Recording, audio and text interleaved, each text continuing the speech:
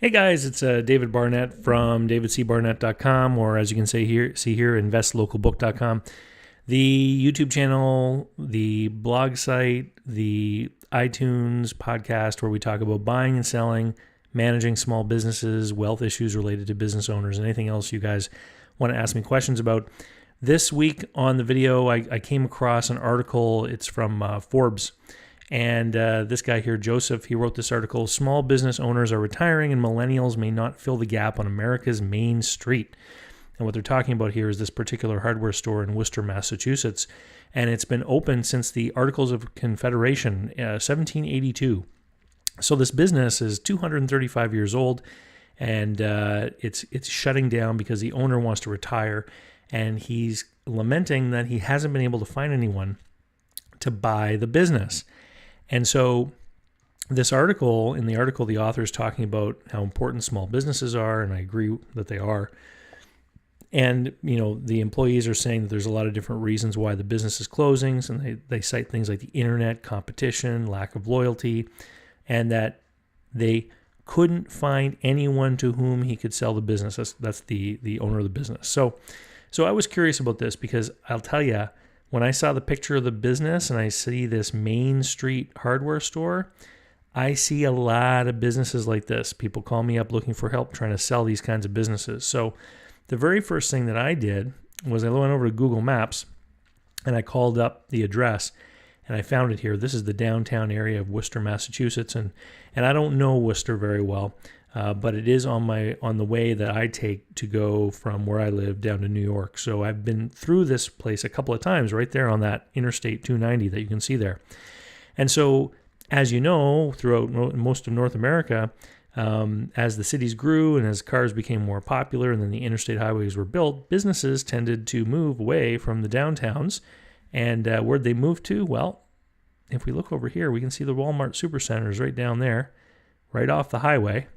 And, there's the Sam's Club, right? So we get an idea that down here, we've got these big box businesses right off the highway, easy to get to, right? Lots of parking. And we have the Elwood Adams hardware store still on Main Street. And I got another picture of the building here.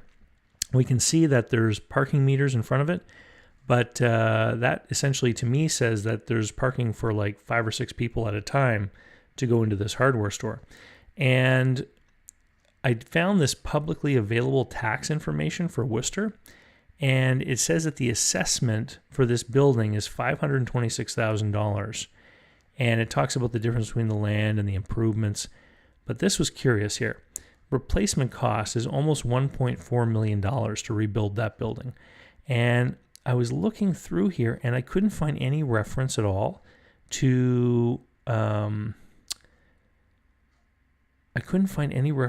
any kind of residential use. So I was wondering if the entire building, in fact, is the hardware store business with like storage and other retail upstairs. So you're already starting to get the impression, as you can see from this photo, that this business is really is a relic of a bygone era when most people probably would have come here maybe on their bicycle or on foot. Certainly the town would have been smaller when this place was established. And the owner, because it's been around for over 200 years, they likely inherited the business from their father. And I see this over and over and over again because while the assessment on this building is about $500,000, if we assume that that's the fair market value of this building, which I don't believe it is, I believe the assessment is probably lower than what the building's actually worth. But if we assume that it's a $500,000 building and I was going to buy the hardware store and I did not buy the building, I would probably have to pay about $50,000 or $60,000 a year in rent. Okay. And so this is why it's important, because the owner today likely doesn't have a mortgage. And because they don't have a mortgage, they don't have finance costs, and they're not renting the building because, that would have been passed down in the good old days. Almost every little business owned the building that they were in. And if you go back in my YouTube channel, you're going to find a video about why businesses shouldn't own real estate. And this is another lesson here in this story I'm telling you today.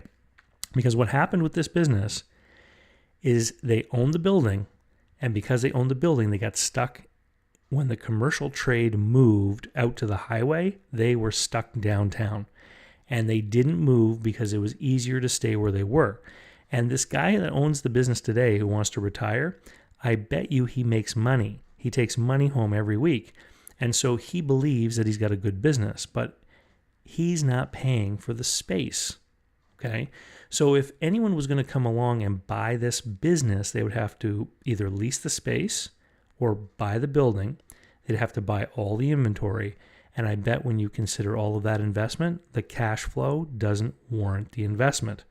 So what we have is an example of what I call a zombie business or an instance of dead capital. Basically, the owner of the business has a ton of money tied up in capital in the building, okay? And he doesn't get a fair rate of return on that capital. His own business isn't able to pay a fair market rent to himself. And so because he's happy with a below market rate of return on his capital, he's been happy as a clam, just sitting there running his business, making his money. But there's no way purchasing the business and the building, or even just the business, if they're going to lease the space, makes sense for anyone else. So the article talks about how millennials are, for some reason, not stepping up to buy these Main Street businesses. And what I see in my own consulting practice is I see all kinds of millennials and older people trying to make deals for good businesses all over the place. I mean, I get calls from all over. People are trying to make deals to buy a business. So I can tell you there isn't a lack of buyers, but I think there's a ton of these zombie businesses out here. I mean, I've seen the financial statements for probably over 24 in the last year, people looking for my help to help sell a business. And when I do the analysis and I show them why nobody would ever be able to buy their business, they're usually pretty upset. And there's a lot of sad people. But they never once sat down while they were running their business and did an evaluation of their assets and thought about things like, how do I get a maximum rate of return on the capital that I control, right? People get busy in the business. They don't work on their business from the point of view like a big business does of maximizing returns on capital. So this guy talks about in his article, how can we encourage people to buy these businesses, et cetera, et cetera. And there's this big notion out there in the world, and you see it in the bookstore when you see all these book titles about, the baby boomers retiring and all these businesses are going to change hands.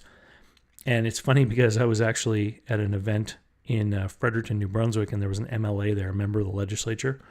And he was actually saying that the government is looking forward to this big transfer of businesses and transfer of wealth because, of course, they think it's going to be a tax windfall for them. And so they're, rubbing their greedy little hands together looking for all this tax money that they think they're going to get. And when I explained that many of the businesses owned by baby boomers, especially the ones in small towns, in downtowns, all these places, they're not worth buying. There isn't going to be this massive handover of successful, profitable businesses from one generation to another.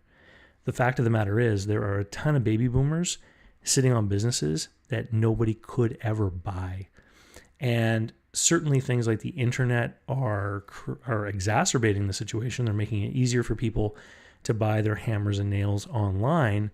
But for the most part, it's because a lot of these people have been so busy playing hardware store owner and not playing, financier and investor and Mr. How do I maximize my capital and my rates of return, that we have had these businesses lose their footing and they become uncompetitive because they're in the wrong parts of town. And they're in the wrong parts of town because they mistakenly thought that owning real estate made more sense than leasing, where the big corporations know that you don't buy real estate, you lease it, because in 10 or 20 years when the lease comes due, chances are it's now no longer the right place. You want to move the business now to the next new hot trendy locale. And I've seen it more than once where businesses have moved to a place because they could purchase a building thinking that they were better off to be paying a mortgage rather than paying rent. And because of the relocation of the business, their clientele was reduced and their sales went down and they suffered. But then they also suffered because when you pay a mortgage, the principal payment comes out of profit, whereas when you pay lease, the entire sum of money is an expense, and they end up in a cash flow situation where they have less money, and then they find out from their accountant that they actually turned an accounting profit and they owe income tax and they have no money. So there's all kinds of reasons why I keep coming back to the same topic, that businesses should not own buildings. Owning real estate is a business unto itself and has a completely different set of competencies and things that you have to know in order to do it successfully. And owning one building, obviously isn't a very diversified risk strategy. So this, story here, this guy talks about how sad this is, and it is quite sad, but it's not sad for the reasons he says. It's sad because there is a whole generation of business owners out there, and many of them actually believe that their businesses are worth something and that people are going to want to buy them. And when it comes down to the end, they may have some valuable assets. No doubt this building is worth something. It likely will be redeveloped. Maybe a trendy brew pub on the main floor, some offices on the second floor, and some apartments upstairs. It will likely be redeveloped, but it's not going to be a hardware store because it just doesn't make sense for somebody to take a space like that and run a hardware store, because the customers just aren't into that anymore when it comes to buying drills. Anyway, I look forward to your comments and feedback. I love hearing from you guys. And I've been having a lot of fun with the channel lately, doing interviews with people, and I've got a bunch more questions actually on the list. I'm going to be getting back in front of the whiteboard in the next few weeks. But for those of you who haven't, please come over to the website, davidcbarnett.com. Right down here on the left, you subscribe to my mailing list. You fill in your name, address, check off the areas of interest that you have, and so you only get emails from me that are in the subject areas that you're interested in. And I look forward to hearing from you. Thank you so much. Have a great day.